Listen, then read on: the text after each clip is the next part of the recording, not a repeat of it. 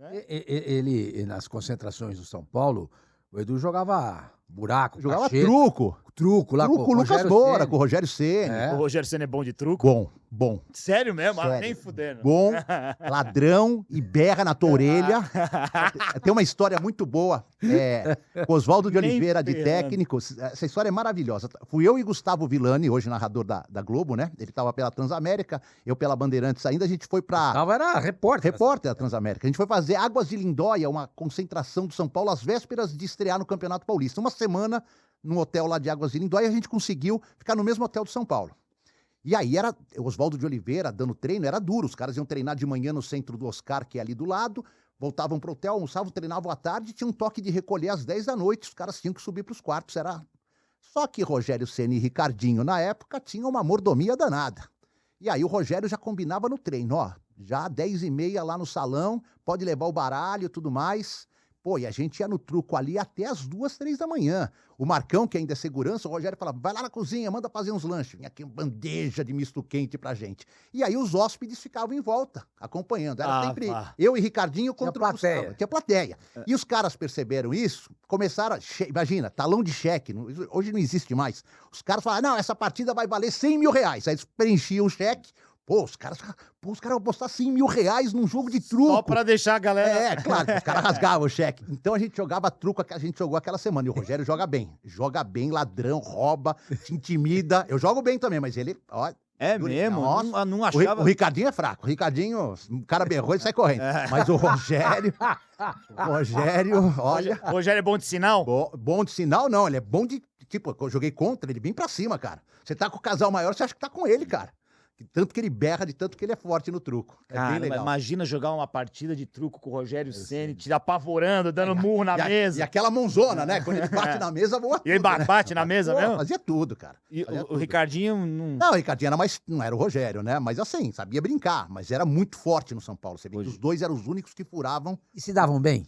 Se davam. No truco, né? Não, mas essa Não, história... eu queria que tem você uma... contasse pro torcedor então, de São Paulo. Porque essa história não que o rolou. Ricardinho saiu, porque o Rogério... Ah, não. Eles se deram bem o tempo todo. Houve lá um problema que me contaram, que foi por causa de chuteira. O Ricardinho tinha um patrocínio de chuteira.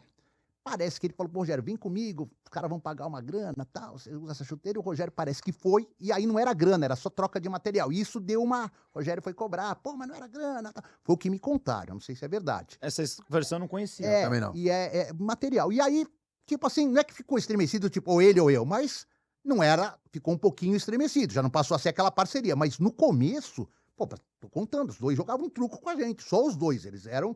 Assim, não é que tinham privilégios, mas eram os donos do time, né? O Rogério era o dono do time e o Ricardinho colado nele ia por tabela. E dois caras sensacionais. Não, o Ricardinho, eu encontro ele direto na arena lá do Corinthians, é um cara diferenciado, assim, demais, né? É um cara educado demais, simpático, gente, e não fala besteira. É um cara que ele é bem fora da curva, né? Demais. Relação, e ele jogou lá contra o Real Madrid. Ele tá jogando fino da bola, cara. Tá magrão, né? Tá jogando fino da bola. No Corinthians, acho que ele perdeu um pouco do posto de ídolo por causa dessa transferência. Mas depois, pro São Paulo, né? Mas depois no Santos ele arrebentou também. Sim, foi campeão brasileiro em 2004. No jogo final, ele faz um gol de falta. Um gol do Elano de cabeça e um gol de falta do Ricardinho. Ele faz o gol. E agora contra o... não foi final, lá né? em Rio Preto esse jogo? Foi o último jogo contra o Vasco. Contra o Vasco, lá em Rio Preto. E agora ele colocou os pés na calçada da fama lá do Parque São Jorge, fez esse jogo, tá se reaproximando da torcida aí corintiana, o Ricardinho. Como ele virou que no São Paulo não foi bem, né? Não, ele passou pelo São Paulo. Ele foi bom no truco ali. Boa. Mas assim, ele veio com... A expectativa criada em cima dele não foi correspondida. Porque teve aquela derrota pro Santos, numa quartas de brasileiro, no Morumbi, que ela foi muito dramática para aquele grupo do São Paulo. E aí eu lembro que no dia seguinte... Era o Oswaldo técnico. Oswaldo técnico, é mesmo? É a do Diego? É a do Diego, exatamente. Só que esse do símbolo foi num jogo na fase de classificação. Mas teve a outra das quartas, que o São Paulo foi eliminado no Morumbi. Não, foi nesse mesmo ano.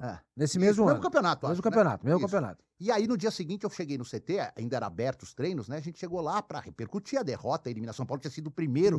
E o Santos o oitavo. O Santos classificou na Bacia das Almas. E aí, passaram alguns jogadores da base. Naquela época, a base era... Os caras tinham subido Jean, Fábio Simplício, o filho do Vladimir, o Gabriel. O Júlio Batista veio um pouquinho depois, mas era essa turminha, né? E aí a gente queria entrevistar alguém pra falar. Aí os caras falaram, não, chama o cara de 400 aí. Chama o cara, ele que tem que vir dar explicação. O cara que ganha 400 pau por mês aí, que no caso era o Ricardinho. Então, 400 hoje não é nada, hein? Então, mas nessa época... Era trezentinho, não era? Eu lembro de 400, pode ser trezentinho também, mas é tipo assim, os caras, você tem que falar com ele que tem que responder, não a gente que ganha uma migalha que acabou de subir da base. E como é que foi com ele? Não teve, na verdade, não teve. Mas assim, eu sempre me dei bem com o Ricardinho. Eu quando fui pro Corinthians, ele era jogador do Corinthians, e ele e o Marcelinho dividiam a responsabilidade de tudo no Corinthians. E a Bandeirantes tinha um esquema que era o seguinte, elege um cara como principal, esse cara vai falar de tudo. Desde o cara do carro que bateu no Parque São Jorge, na Marginal, um acidente, até as notícias do futebol.